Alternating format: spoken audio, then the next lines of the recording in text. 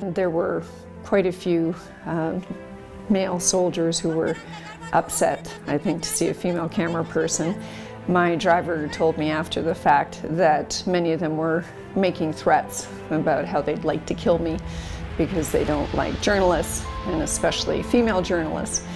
So I was not too surprised, but sadly, that's the way it is. Working with NATO operations in Kandahar, this Surrey filmmaker is doing an incredible effort to find safe passage for Afghans fleeing their country. She set up a base of operations in Kamloops to help get 5 families, 22 people in hiding, most of which are women and children, out of Afghanistan. Alison MacLean, welcome. Thank you. So Alison, you studied political science and English literature, but took a different direction. Tell us about your current occupation. Yes, well, I actually was able to study broadcast television at UCLA, and it was phenomenal because although they were training me for on air, I actually, or in front of the camera such as yourself, I actually preferred being behind the camera. So I started at TSN as one of the first female sport camera, love that. 10 years ago I transitioned to combat camera, and that was my first embed in Afghanistan in Kandahar, and I was honored to feature Canadian ground-based operations, Canadian soldiers, American, British, French, German, and that was for a special called Outside the Wire, which released on Women's Television Network. And the success from that show made me realize that Canadians and other really want to know what goes on in a war zone that is slightly different than what you see on the news. And being able to do documentaries, I'm able to show viewers and people like yourself a bit of the life that goes on. And I pride myself on being very much involved with the communities that I work in. Can you tell me a little bit about your latest documentary and what made you want to film it in Afghanistan? Well, Burkas to Bullets released in 2018, and it, I guess, is my homage to the Afghan women who chose a life of service to country, very patriotic. And this young generation of Afghan women who wanted to be in the police and in the military, they had access to education for 15 years that prior generations had not had. So they came to work in the Afghan communities, as I say, as police and military. They were mentored by NATO countries, so Canada, of course, did a fabulous job with mentoring the women's programs. And in 2016, that was my last trip. I was embedded with the German forces, the German, Dutch, French, British. Amazing, powerful, empowered women in combat on the front lines, working with Afghan women. And so Burkas to Bullets actually released 2018 and won 5 international film festival awards. So I was really grateful that the world community seemed to embrace these women and their stories. Can you paint us a picture? How did you move around in Kandahar? How were you being safe? I was in Kandahar, but I was also in Bagram Airfield. I was in Kapista. Mazar-e Sharif is my favorite place. And that's just a personal bias because I was invited into many homes, and Afghan women are amazing cooks, so lots of wonderful feasts. And that's how women celebrate each other. We sit down at a table together and we share our stories. Even if language is a little bit of a barrier, you know, the kind of friendship and camaraderie that occurs over good food, by the way, it makes all the difference. So yes, it's very tricky to be off base. I hired fixers on each of my trips, and the fixers were allowed to pick me up in their cars outside of the base, so there is a full protocol, again, for safety. A lot of suicide bombers who rammed the base, etc. That occurred on all my trips. We had lots of problems with IEDs, rocket attacks. 2010, Kandahar was really bad. That was a tough time for Canada. Sadly, in my first 2 weeks in Kandahar, I had to do probably the hardest work I've ever done. I had to document 4 repatriation ceremonies, which are the ceremonies that we do to honor fallen soldiers. So that was devastating and probably the worst, the worst time. I understand that you have to have a interpreter with you all the time and wear vests. Can you tell me more about that? Well, at that time, when any media or journalist was going to be embedded in any conflict zone or war zone, they have to come equipped with their own body armor. And I was actually really lucky because in 2010, I had custom body armor designed for me.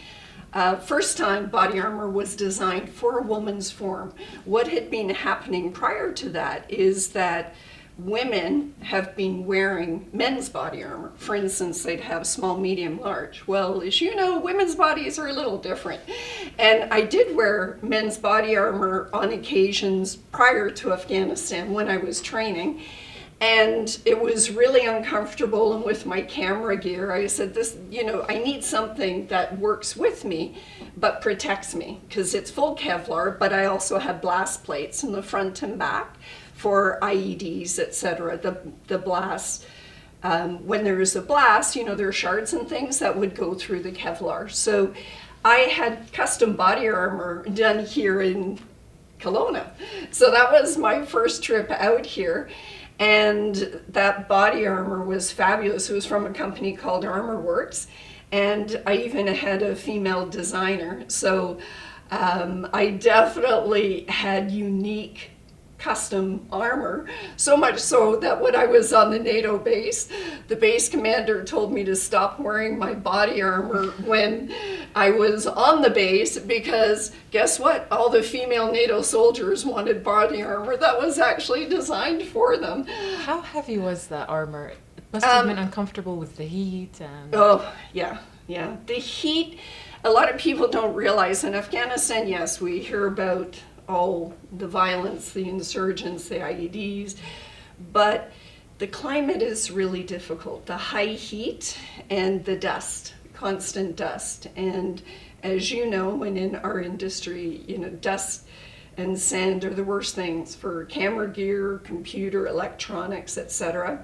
So my gear had to be bagged each night, literally, and I had to constantly be cleaning it, etc., to keep it operational in service. But again, wonderful country, and you just work with the environment. Now tell me, how did you get to help these 5 families? How did you run into these people, and how are you planning on helping them? What is happening right now is I have 5 families that had reached out to me. I had worked with them over the years. 2 of the families, 2 of the men were fixers for me. I hired them, they worked for me, they kept me alive, they kept me safe when I was off base. And sadly, they're targeted, and it was really distressing the other night because I received a Taliban hit list by email, and my fixer's name is on it. And what that means, excuse me, is that the Taliban foot soldiers are actively door knocking, in essence. They're going house to house, and they're investigating the people, and some are being executed on the spot if they know they worked with coalition forces, with Westerners, with Canadians.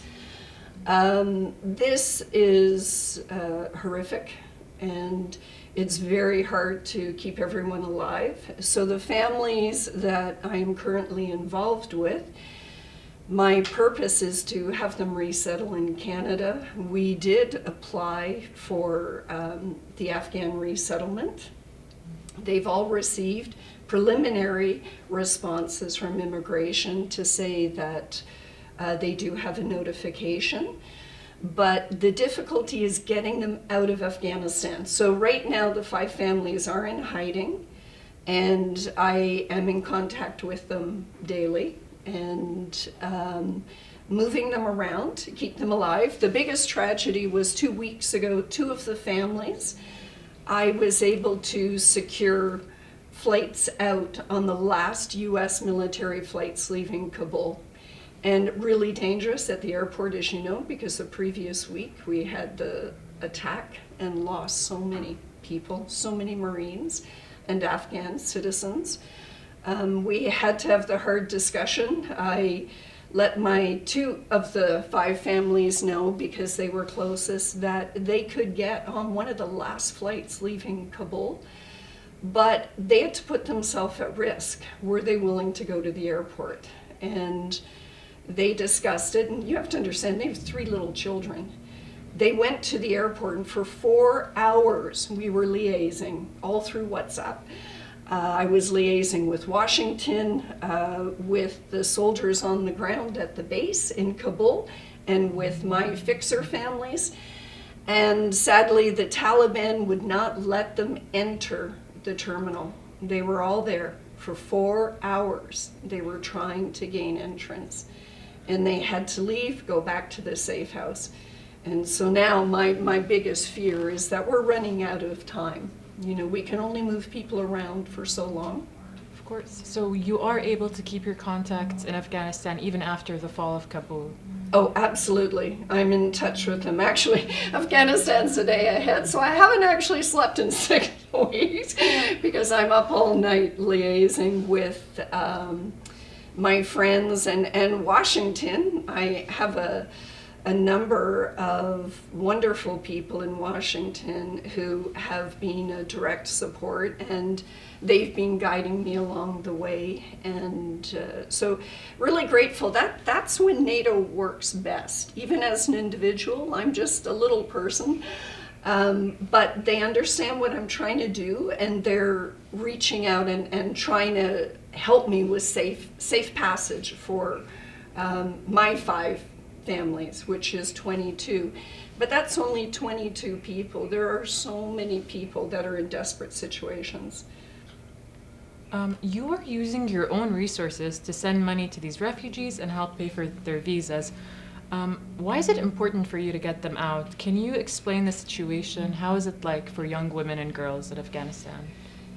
The situation has devolved dramatically and very dangerous for young girls and women. So for instance, what happened the first week the Taliban were in, and all of my information is verified from credible sources on the ground as well as with Washington. So 13-year-old girls were being taken from families to be Taliban wives or to be trafficked over the border to Pakistan to be Pakistan Taliban wives. Pakistan was very active in the fall of Afghanistan. They were undermining the government, and so there were a number of stakeholders involved in the fall of Afghanistan, and you can't blame it all on the defense forces. I was really disappointed, obviously, that the president fled the country, but not surprised in view of the corruption that has really destabilized Afghanistan. For the 10 years that I was back and forth, the corruption was quite obvious, and that was never really addressed by NATO forces, and so sadly that's all helped to bring it down. Young men who are university students are at high risk. Education, anyone educated is a target.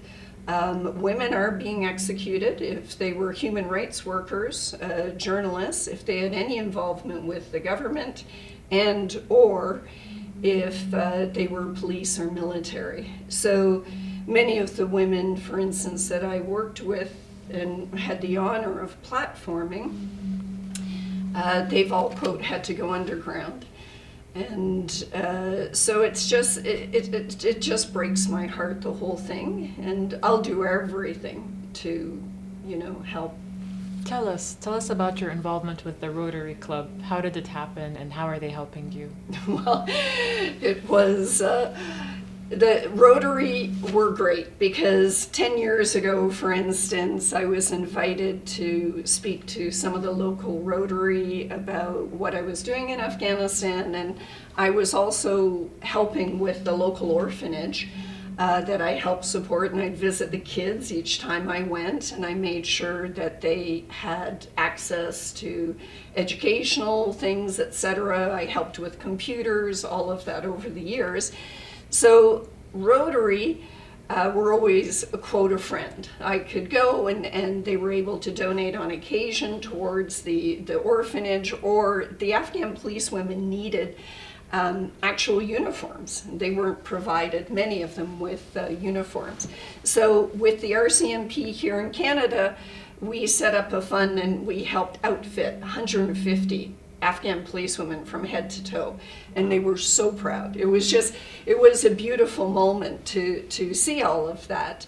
Rotary then supported me last year to be a Rotary Peace Fellow, which is a program in Thailand at the Peace Center, University of Chulalongkorn. Because of COVID, I wasn't able to go to Thailand, but we did the course online. And so I was able to access incredible people from The Hague. For instance, our instructors were from around the world. And ironically, what I learned in those 3 months of intensive online training is a lot of what I'm able to deploy to try to help my 5 families and others. I actually have a secondary mission that was just added on through my Rotary contacts, actually. 2,000 Afghan orphans were airlifted safely out of Kabul by the US military. And those children are now in basically facilities in UAE, United Arab Emirates. The purpose now is to find countries who will take them. Sadly, only 300 of the 2,000 kids are spoken for, so to speak. None of the countries want these children. And so when I am away next week, I will be following up with some of the kids, finding out what Canada can do. And so secondary to my 5 families, I now want Canada to adopt as many of these children as possible. They're children who were orphaned due to the war or the Taliban, etc. And this is something Canadians are good at. We're good at embracing people. Of course. So your next step, actually, you're going back to the Middle East next week. Correct. So this is to help your 5 families? To try to initiate some of the groundwork that needs to be done in order to get them out of Afghanistan. Now that all the NATO countries have left, it's a lot more complicated, and to get visas, etc. At this point, the Taliban have only allowed Afghans who are holding Canadian passports to leave. So that is really difficult. It's going to be a complicated process for my families to get out, but I'm not giving up. I will just keep fighting with everyone. It's hard because there's so many layers of government, etc., that you're dealing with, and so I am really hoping that we can get them out. But at this point, as I say, there are 2,000 orphan children that are in desperate need of countries to take them, and Canada needs to step up. Canada likes to talk, but they don't always do the walk, and I get very frustrated, which is why personally I embedded with 5 other countries who've been on the ground doing the work.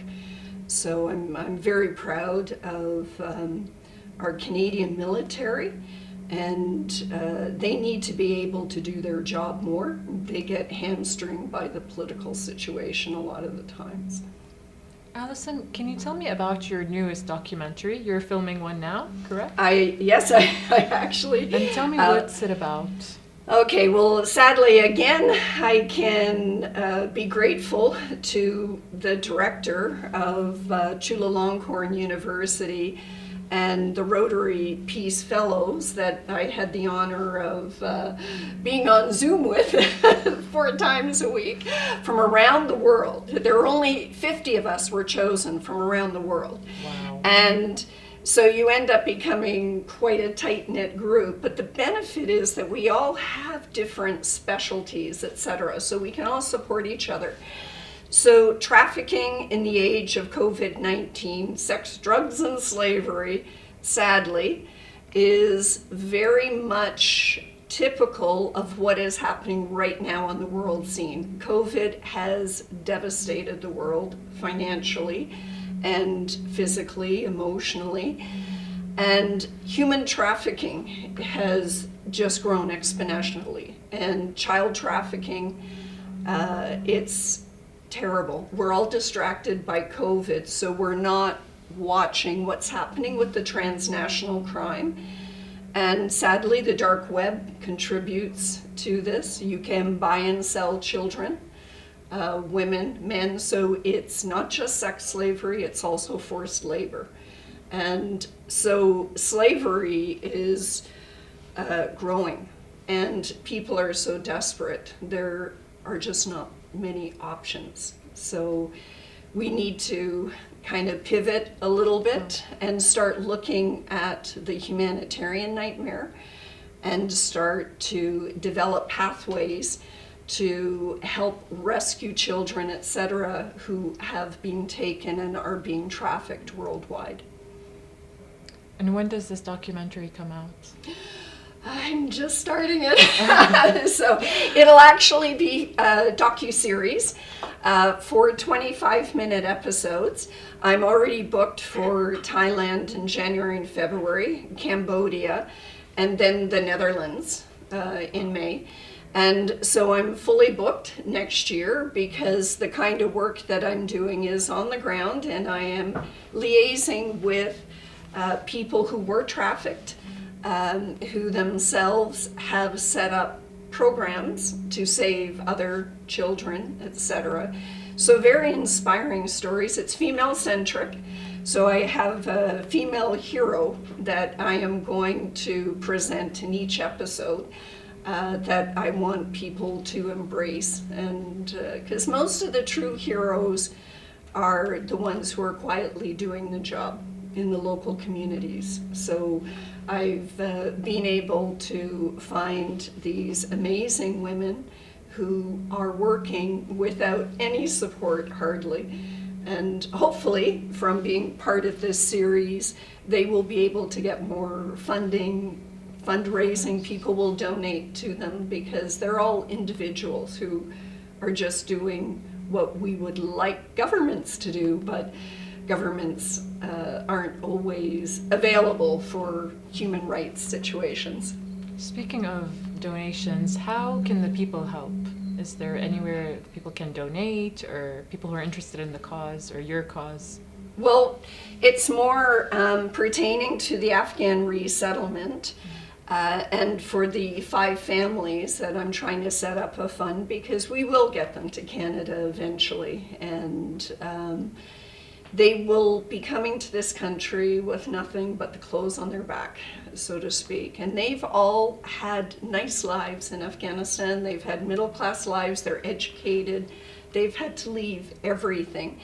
So White Rock Rotary is setting up a fund. People can receive tax receipts for any donations. And at this point, as I say, it's very fluid because we are dealing with the Taliban.